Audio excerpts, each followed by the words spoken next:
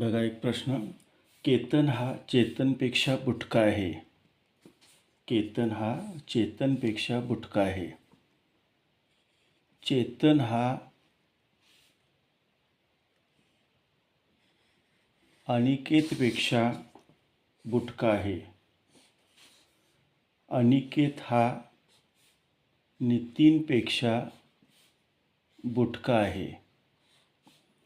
तर सर्वात जास्त उंच कोण? केतन हा चेतनपेक्षा बुटका आहे. चेतन हा अनिकेतपेक्षा बुटका आहे. अनिकेत हा नितीनपेक्षा बुटका आहे. तर सर्वात जास्त उंच कोण? आता बुटका या शब्दाचा अर्थ आहे बुटका म्हणजे उंचीने कमी. उंचीने कमी. ज्याची उंची कमी आहे अशा व्यक्तीला आपण बुटका असे म्हणतो. आता या ठिकाणी केतन, चेतन अशी जी नावं असतात, या नावांच्या मध्ये असणारा फरक आपण काळजीपूर्वक समजून घ्यायचा आहे. बघू, आता हे उदाहरण सोडवत असताना आपण या पद्धतीनं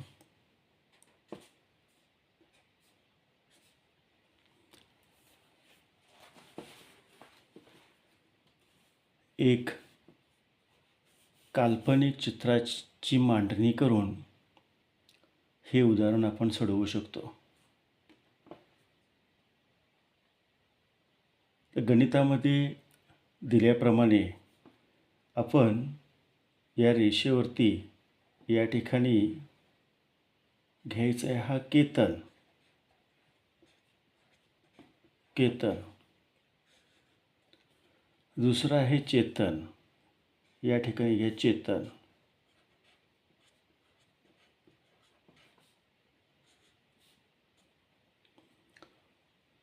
चेतन नंतर आणखीन एक आहे मुलगा किंवा व्यक्ती, त्याचं नाव आहे अनिकेत.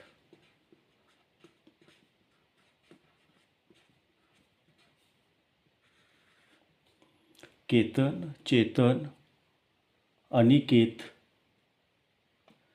आणखीन एक आहे नितीन.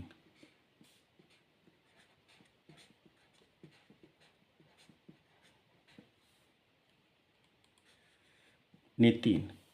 आणि नितीन नंतर या ठिकाणी आणखीन कोण नाही.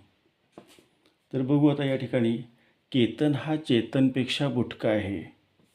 केतन हा चेतनपेक्षा बुटका आहे, म्हणजेच चेतनची उंची ही केतनपेक्षा जास्त आहे. म्हणून आपण केतनची उंची या ठिकाणी वाढवून घेणार आहोत. त्याच्यानंतर चेतन हा अनिकेतपेक्षा बुटका आहे. चेतन हा चेतन अनिकेतपेक्षा बुटका आहे. म्हणजे चेतनपेक्षा आपल्याला अनिकेत उंचीनं या ठिकाणी जास्त दाखवावा लागेल.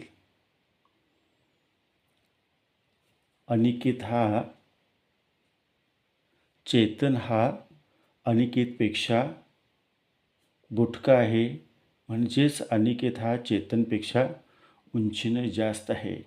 त्याच्यानंतर अनिकेत हा नितीनपेक्षा बुटका आहे. हा अनिकेत या नितीनपेक्षा देखील बुटका आहे.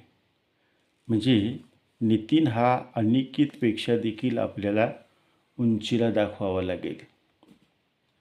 तर सर्वात जास्त उंच कोण? तर या ठिकाणी आपल्याला लक्षात येतं की केतनची उंची कमी आहे, केतनपेक्षा चेतनची उंची जास्त आहे, आणि चेतनपेक्षा अनिकेतची उंची जास्त आहे, अनिकेतपेक्षा नितीनची उंची जास्त आहे. आणि त्यामुळे या प्रश्नाचं उत्तर आपल्याला सर्वात जास्त उंच म्हणून नितीन हे उत्तर आपल्याला या ठिकाणी मिळतं.